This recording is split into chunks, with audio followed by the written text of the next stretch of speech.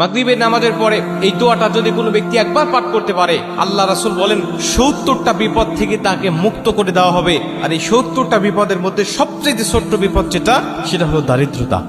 আর সবগুলো বড় বড় বিপদ, দারিদ্রতাই যদি আপনার জন্য ছোট বিপদ হয়, তাহলে বড় বড় বিপদ কত বড় হতে পারে একটু আন্দাজ করে নেন।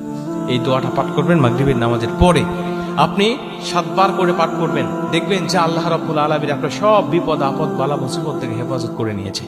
দারিদ্রতা যখন আপনার দূর হয়ে যাবে, তখন দেখবেন যে অন্যান্য বিপদগুলো অটোমেটিক আপনার দূর হয়ে গেছে। কারণ দারিদ্রতার জন্য মানুষ, ইনকামের জন্য মানুষ বিভিন্নভাবে বিভিন্ন অপরাধের সাথে জড়িত হয়ে যায়। আর আপনাকে আল্লাহ পাক যখন হালাল রিজিক দান করবে, আপনার দারিদ্রতা বিমোচন করে দিবে, দূর করে দিবে, তখন দেখবেন যে অনেক বিপদ বালা মুসিবত আল্লাহ পাক আপনার কাছ থেকে অনেক দূরে হটায় নিয়েছে। আপনি মাগরিবের নামাজের পরে দোয়াটা পাঠ করবেন। রাসূল সাল্লাল্লাহু আলাইহি ওয়াসাল্লাম বলেন, হাদিসটা তিরমিজি শরীফে বর্ণনায় আসছে, 3601 নম্বর হাদিস। নবীজি সাল্লাল্লাহু আলাইহি ওয়াসাল্লাম বলেন, যদি কোনো ব্যক্তি নিয়মিত এই দোয়াটা পাঠ করে, আল্লাহ পাক তাকে ৭০টা বিপদ থেকে হেফাজত করবে। আর ৭০টা বিপদের মধ্য থেকে সবচেয়ে ছোট বিপদ হলো দারিদ্রতা। এই দারিদ্রতা দূর করবে। আর বড় বড় বিপদ কত বড় হতে পারে এটা আমাদেরকে আন্দাজ করে নিতে হবে।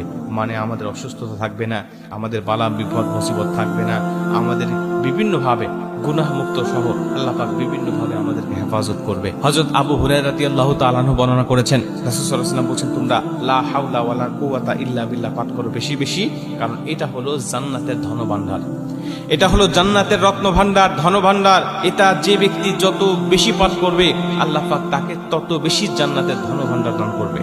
আর যদি কোনো ব্যক্তি এর সাথে আর একটু শব্দ যোগ করে পাঠ করতে পারে, তাহলে আল্লাহ পাক ৭০টা বিপদ থেকে তাকে হেফাজত করবে। আর একটু শব্দ কি, লা হাওলা ওয়ালা কুওয়াতা ইল্লা বিল্লাহ ওয়ালা মানজা মিনাল্লাহি ইল্লা ইলাইহি। লা হাওলা ওয়ালা কুওয়াতা ইল্লা বিল্লাহ, এটুকু তো আমরা সবাই জানি, সবাই পড়ি। বিভিন্ন বালা মুসিবত দেখলে আমরা কিন্তু পড়ি, বা বিভিন্ন খারাপ কিছু দেখলে আমরা পড়ি, লা হাওলা ওয়ালা কুওয়াতা ইল্লা বিল্লাহ, আমরা এগুলো পাঠ করি।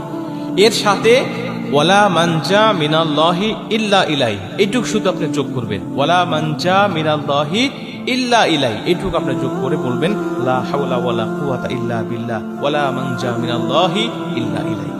এই দুইটা অংশ একসাথে করে যখন আপনি মাগরিবের পরে ৭ বার করে পাঠ করবেন, আবার ফজরের পরে ৭ বার করে পাঠ করবেন, আল্লাহ আপনার কাছ থেকে যেই বিপদগুলো আপনার জন্য অবধারিত হয়ে গেছিল, বাজেট হয়ে গেছিল, ওই বিপদগুলো আল্লাহ ৭০টা আপনার কাছ থেকে দূরে হটায় দিবে, আপনার কাছে আর থাকবে না।